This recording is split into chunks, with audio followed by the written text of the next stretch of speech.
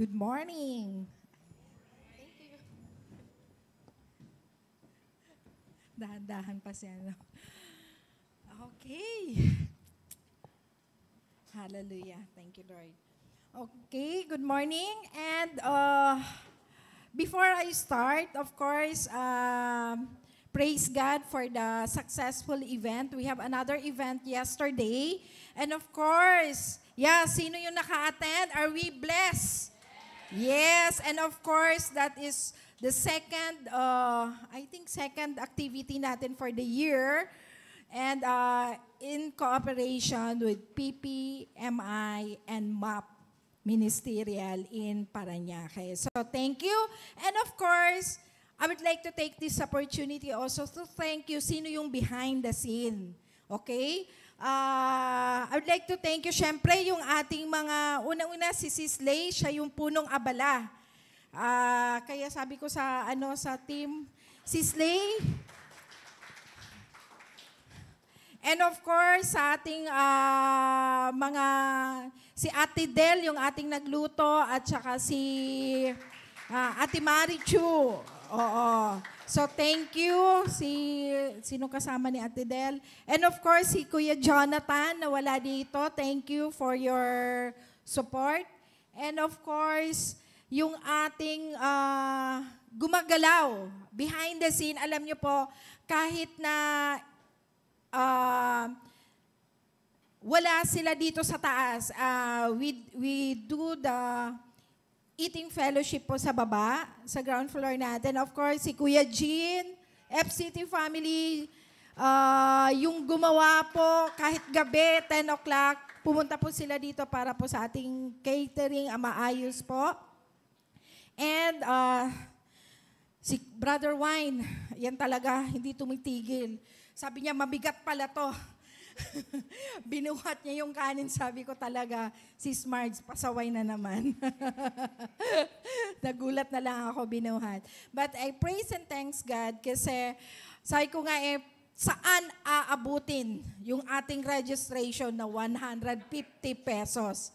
And I praise and thanks God, God really amazed us kasi siksik, liglig at umaapaw po ang ating pagkain. Amen? Amen. May take out pa daw. Oo. Pero sa susunod, alam na natin. Sabi ko nga, unti-unti nating, what do you call this, matutunan kung paano ilang packs. Kasi I think we are about 80 packs. So, kung tutuusin, kaya na natin mag-cater. Diba? Kaya na natin mag-cater. So, thank you so much, the people behind that event. Okay, alam nyo na.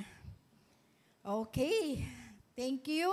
And of course, I would like to thank you also our Pastor Noel. Sabi nga na-mention ko rin to kahapon, nung last Sunday, sabi ko, whatever you desire in your heart, nasabi ko na, sabi ni Pastor, nasabi mo na. So, kailangan hindi ka na umayaw. So, now, kasi kahapon po, whole day nagsalita si Pastor. Meron po dun sa event natin. So, I have the privilege to continue my topic about uncover your passion. Okay, we learned, na-mention na ni Ate Princess about what we have discussed last week. So, uncover your passion. This is not about our emotion. This is not about our talent. But this is about the calling of God in our life. Amen? Many people live their life without realizing na wala na dito sa mundo. Without realizing what are the gifts, the purpose that God has placed inside them. Okay? So, na-mention ko, recap lang to ha. So, we have 3 points that I mentioned to you. First is to recognize that God started something in us. Amen? And, of course, take action.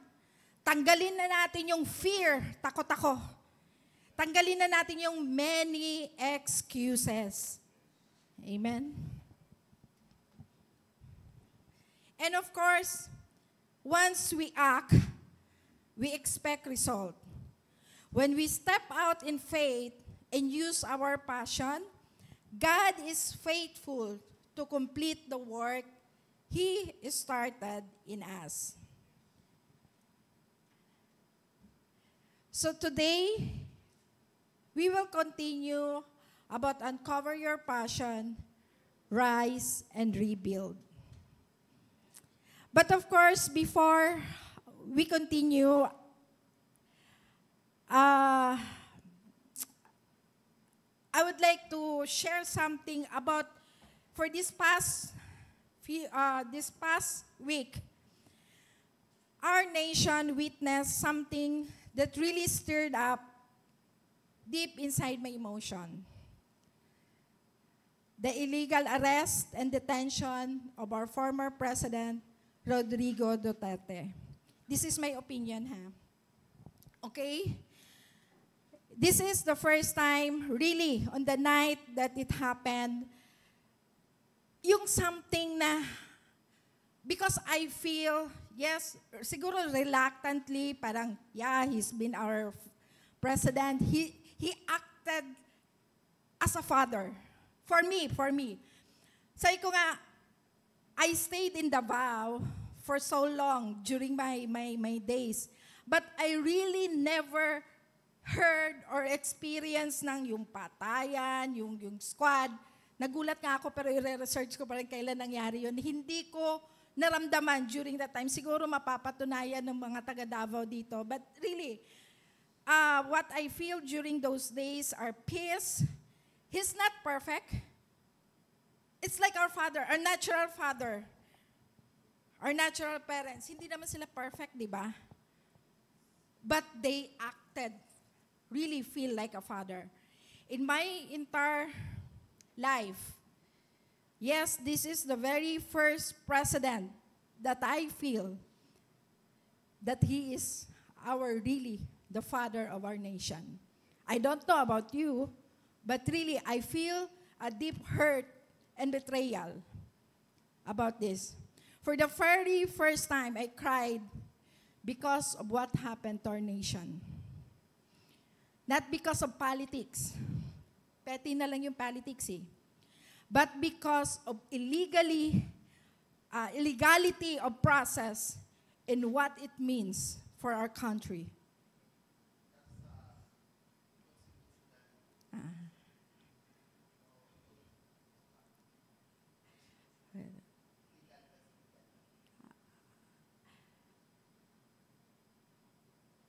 What I saw, bakit ko po minention yon?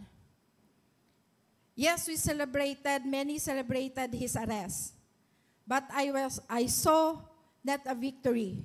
You know what I saw? Bakit ko minention yun kanina? Because I saw a coming of greater disunity. Yun ang nakita ko.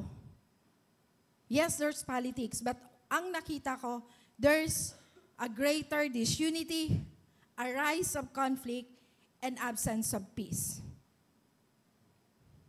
It's not about anti ka or pro. Kahit anti ka or pro, anong mangyayari? Disunity, conflict, and absence of peace. As a Filipino citizen and as a Christian, alam mo, may nagtanong sa akin eh, what is our stand? Bakit ko minention yon? That is my own reflection. That is my inner feeling. But what is our stand? What can we do? Naisip niyo ba yon? What can we do as a Christian? Are we going to sit down? Hindi ko sinabing mag-aasap. Pakinggan niyo lang ako. How can we support our country in times of this?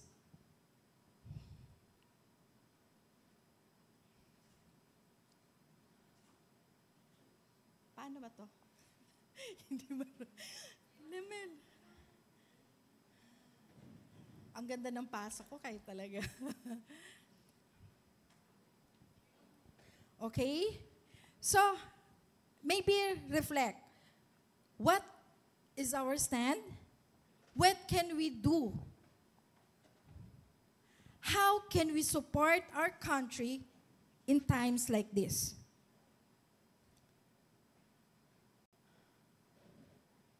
The answer is prayer. The answer is prayer. Hindi tayo mag-aalsa. But we petition to our God. As I mentioned to you, it doesn't matter you are pro or anti. But the effect of this, sa tingin nyo, pag nangyari ito, hindi kayo maapektuhan. Hindi tayo maapektuhan sa disunity. Yeah. We are Filipino citizen. But for the very first time, yung na-feel ko that time, I know it's not perfect. You have a lot of flaws. But for me, I feel he's a father figure in our nation. Prayer, ano yung prayer? The answer is prayer. Yeah, yun ang isang unang kailangan natin gawin. The answer is prayer. Prayer for peace. So we do not fall into a deeper division.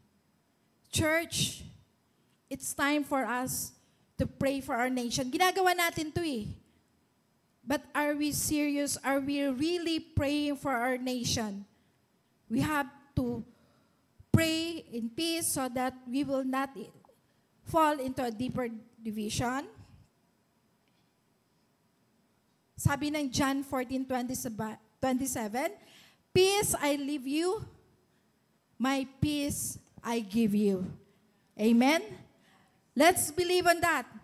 Through our prayer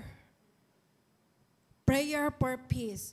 Dahil pinakangako ng Diyos, peace I leave you, and my peace I give you. Amen? Second,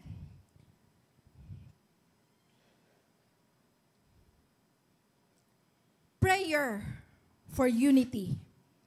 Because our nation is breaking apart. There are pro and anti. So let's pray for unity.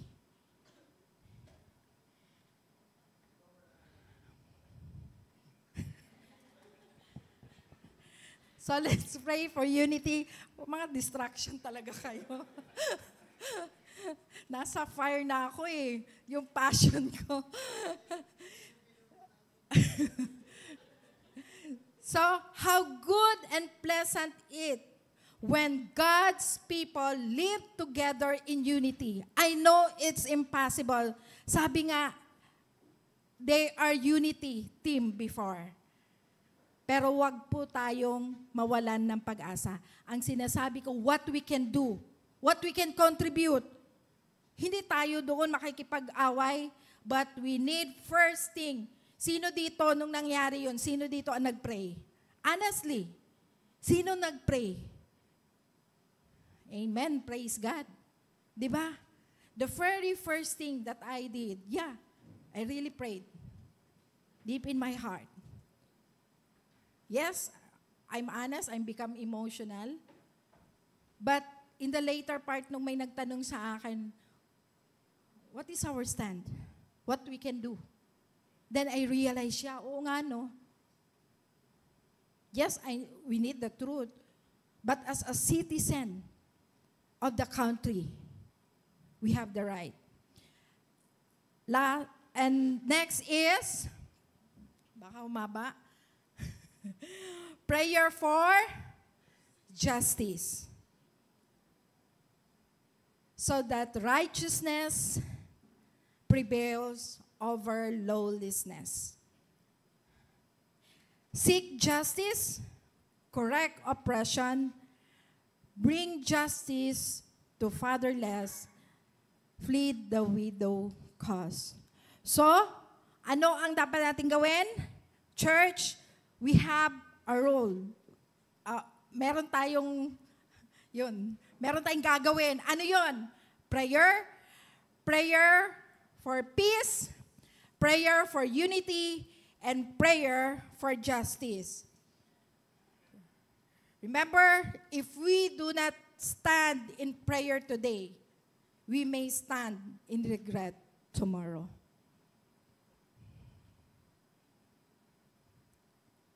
Pray for our nation. Isa yun sa mga prayer list natin eh. Di ba? Pag meron tayong prayer, kasama nung may corporate prayer, ginagawa natin sa corporate prayer natin, kasama naman ang nation. But remember, if we don't pray today, regret is coming. So this is the first time I become active in the social media. What do I mean? Because we have to be alert and watchful. Sabi nga, be alert and sober in mind. Your enemy, the devil, prowl around like a roaring lion looking for someone to devour. So church, it's time for us to be alert and watchful. While we are praying, of course, we have to know what is happening in our country. So our country need our prayer. Okay? I'll take this opportunity also. Let's pray for our country. Agree with me. Heavenly Father, we come before you today with hearts that are burdened for our nation. We see division, confusion, and injustice. But we also see that you are still in control. Lord, we ask you to bring peace with this turmoil. Unity where there is division. And justice where there is corruption. Let your truth reign over our country. Father, I personally surrender my emotions to you. The pain, the disappointment, and the burden I feel, you know them all. Strengthen me and strengthen us as people. Let us not be ruled by fear, anger, and hatred, but by faith, wisdom, and love. May we rise in prayer, rise in courage, and rise in action. Use us as instrument of your righteousness to rebuild our nation according to your will. In Jesus' mighty name, amen and amen.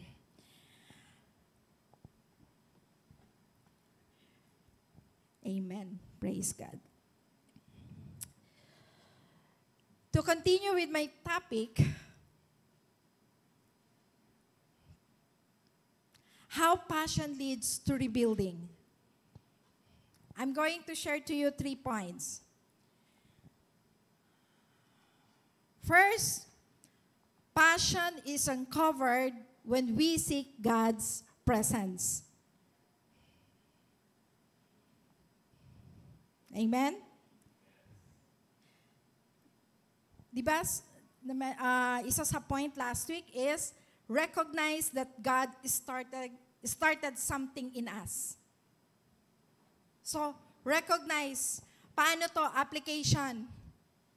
Passion is uncovered when we seek God's presence. So, ang key pala doon, dapat mag-seek tayo, nasa presensya tayo ng Panginoon.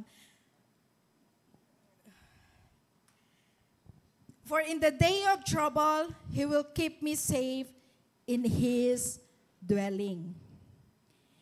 In times of national crisis, we must seek God's wisdom, not just rely on our emotions.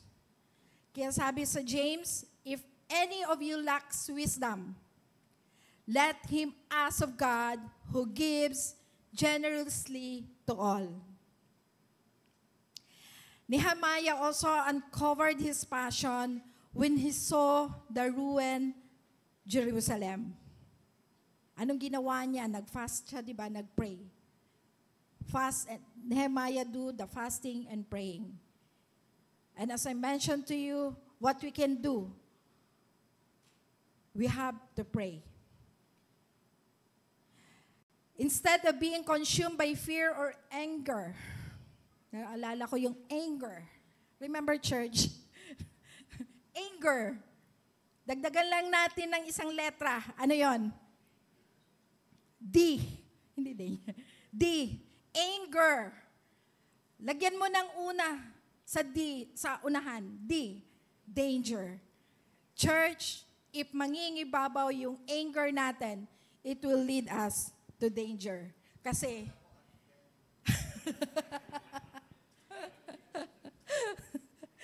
okay? Do not be anxious about anything, but in every situation, by prayer and petition, with thanksgiving, present your request to God. Amen? Philippians 4:6, sabi, do not be anxious. Yes, we are, actually, ito yung mga nangyayari recently, di ba? Do not be anxious about anything, but in every situation, even in our life, we have situations, we have oppression, we have a lot of distraction, we have a lot of situations in life. God is reminding us that do not be anxious about anything, but in every situation, by prayer and petition, with thanksgiving, present our request to God. Amen? I-present natin.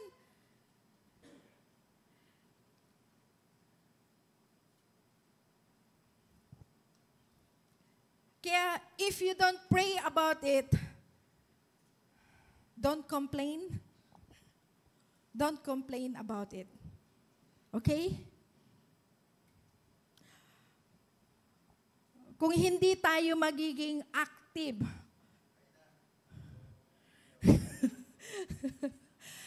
it's like, di ba? Iba talaga pag nandito si pastor, no? So, okay, go na nga ako sa susunod. And my second point is, passion must be used to rebuild, not destroy. Okay? Passion must be used to rebuild, not destroy. Alam mo, when I make this message, it reminds me about talagang it's time. Because this year, our theme for this year is rebuild. And it's time to rebuild also our nation, our country. I believe it's not an accident. Pero sabi ko nga, Lord, what will I share? Diba? I have to mention about, siguro makikita nyo, actually about the topic, it's connected to what is happening in our country. Because, ano ba tayo? Tatahimik na lang? Kasi takot tayong Kaya nga, ang una kong what we can do, we have to pray. That's why present ko sa inyo, I was very honest about my emotion. I'm also struggling during that time when it happened. But of course, by prayer, we can have this peace. Hindi tayo pwedeng totally magiging emotional. Laging magagalit. Remember, as I always mention, anger will lead us to danger. Even husband and wife, if we have fight, kung nandun na yung anger, sabi ko nga sa inyo, yung baga, di ba, yung flame, yung pag nagpapaapoy tayo, as I mentioned to you last week, kung ibabaga natin sa taas, dapat pala sa mag-asawa sa taas lang, Brother Wayne, no? Kasi sa ilalim, unti-unti yung So dapat sa husband and wife, pag nanggalit tayo, sa ibabaw lang. Huwag ka nang sumindi dun sa ilalim. Kasi pag sa ilalim, dahan-dahan hanggang wala na. Yung flame, mag-i-spread na yan. Nag-aalab na pala dun sa ilalim. Hindi mo alam, meron na palang nangyayari sa ilalim. Makikita mo na lang, sunog na. True? Diba? So, anger really will lead us to danger. So, passion must be used to rebuild, not destroy. What is our passion? Our gifts, our talents. We have these talents, we have this gift to sing, to play the instrument. Let's make it to rebuild our worship team, not to destroy them. Okay? If we have this gift, we have this passion to minister in our barangay, in our, of course, here in our community, let's use this time. And I think this is the perfect timing kasi naging involved ang church sa ministerial. This is the time where we can help. Amen? Kaya nga, meron tayong ang ating mga ibang leaders, si Pastor, si Brother Wine, si Kuya Jason. Sila yung pumupunta doon sa munisipyo to pray. Just a short prayer and sharing. That's part of it. And in our community, paano naman po kami? Of course, if you have this passion to share, meron talagang taong evangelist. May makausap lang makapag-share na. And I'm really, ang sarap ng ganon, di ba? Hindi ko alam kung grasya, hindi ko ata grasya yun eh. So, okay? So, tagal ko dun ah. Sabi, passion must be used to rebuild, not destroy. Sabi ng Nehemiah, come, let us rebuild the wall of Jerusalem, and we will no longer be in disgrace. It's easy to be passionate about our opinions, but real passion must be directed towards building, not breaking. It reminds me also, kaya ngayon, medyo ingat na rin ako sa pag-comment, pagpo-post, because it reminded me, ito ba ay nakakatulong to build or to break? Sometimes when we post something, right? And of course, the wise woman builds her house, but with her own hands, the foolish one tears her down. That is in Proverbs 14:1.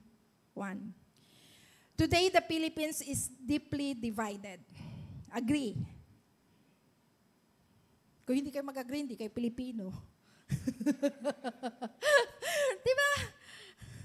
Some celebrate while others grieve. But if our passion turns into hatred, it will only lead to war. So church, be a peacemaker. Sabi ng Matthew, blessed are the peacemakers, for they will be called children of God. Amen? Yes, we want justice. We want justice to prevail.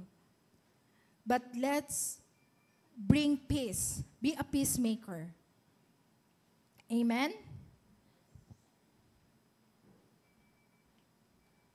Kaya passion without direction leads to destruction. Laging minimension sa atin ni Pastor, di ba? Yung ating mentor. Ano bang ginagawa na ating mentor, ng ating life coach? Passion without direction leads to destruction. So we have someone to lead us. Amen? Third, and but not the least, passion requires action. Church, rise and rebuild.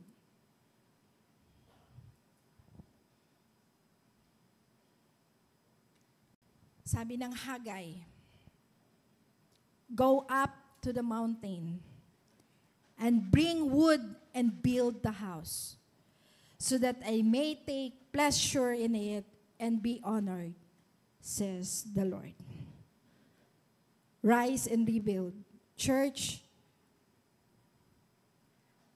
our passion requires us to do our action.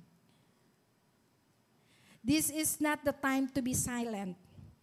If God has put a burden in your heart, in our heart for our country, rise and rebuild. Remember the story about Esther. One of my favorite book in the Bible is about Esther. Sino po nakabasa na ng Book of Esther? Yeah? What did Esther do? Had to step out of fear. May takot din si Esther during her time. But he stepped out of fear and into courage for the sake of his people. Amen? For the sake of his people. So, sabi sa Esther 4:14, and who knows but that you have come to your royal position for such a time like this? Ayoko nang i-expand the book of Esther, but one of the topic, pinag-aralan ko po ito, such a time like this. It's a very good story about the book of Esther. David had to face Goliath before stepping into his destiny. Okay? So, how can we take action at this moment? As I mentioned, by prayer, speaking the truth, standing firm in our faith. The future of our nation depends on those who stands in righteousness. Amen? Same with our church.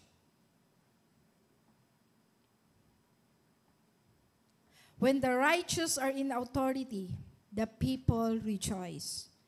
But when the wicked rule, the people mourn.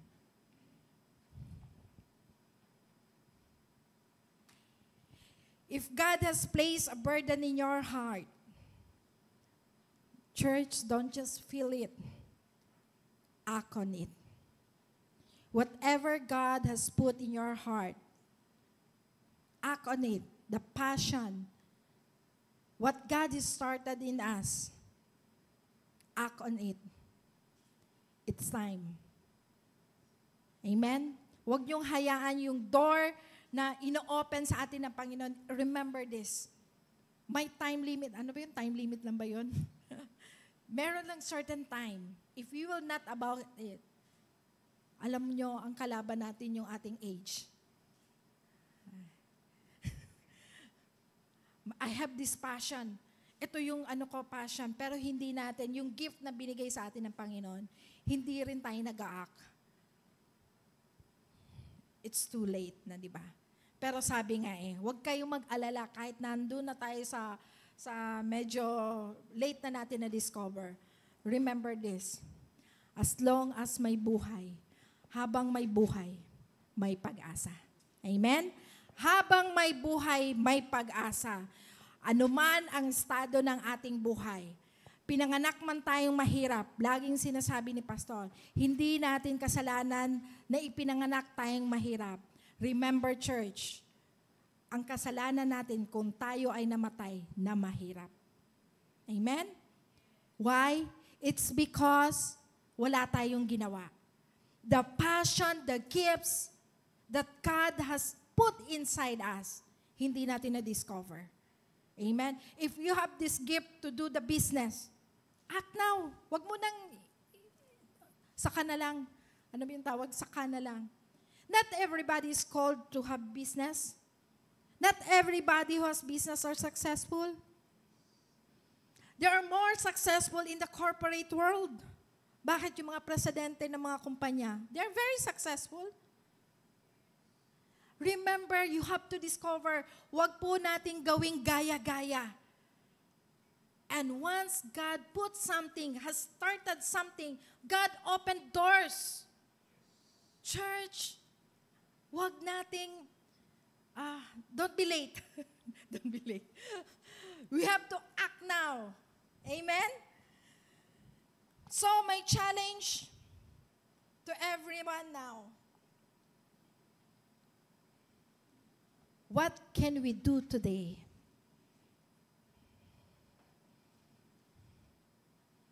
First, as a Christian, pray for peace, unity, and justice. Huwag po tayo maging super spiritual. But church, as a Christian, we have to pray for our nation. Pray intentionally for peace, unity, and justice. As a citizen of the kingdom of God and a citizen of this nation, we should be a positive influence. So first, what we can do today, pray. Second, be a positive influencer.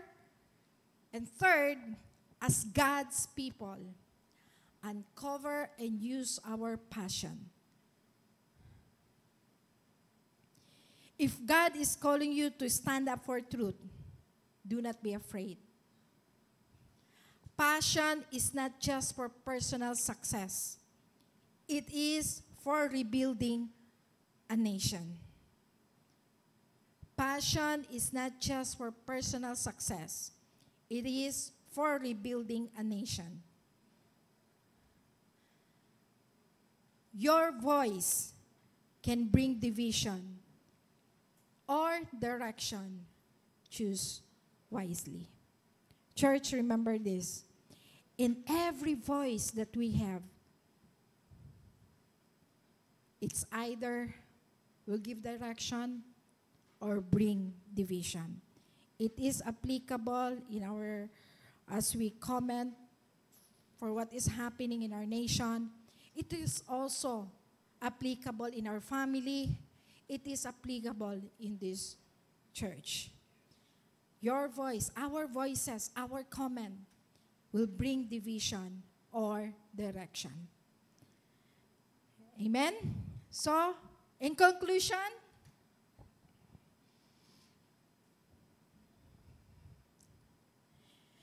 the future of our nation depends on those who choose to rise, rebuild, and stand for God's truth. Again, the future of our nation depends on those who choose to rise, rebuild, and stand for God's truth. Hallelujah. Let us pray.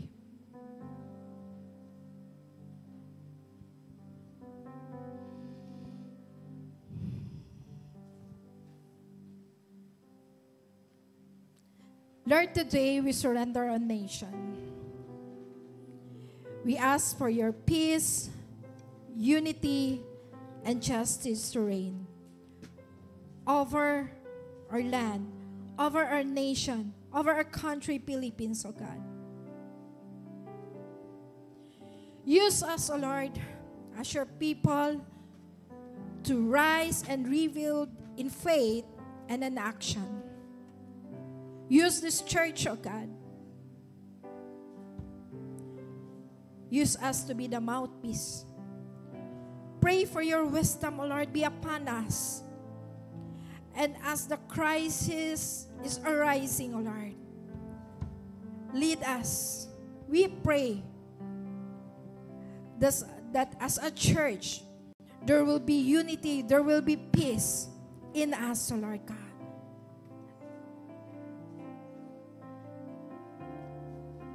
May we never be silent in the face of injustice, but may we stand firm in your truth.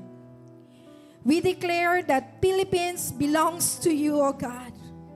Philippines belongs to you. Heal our land, Lord.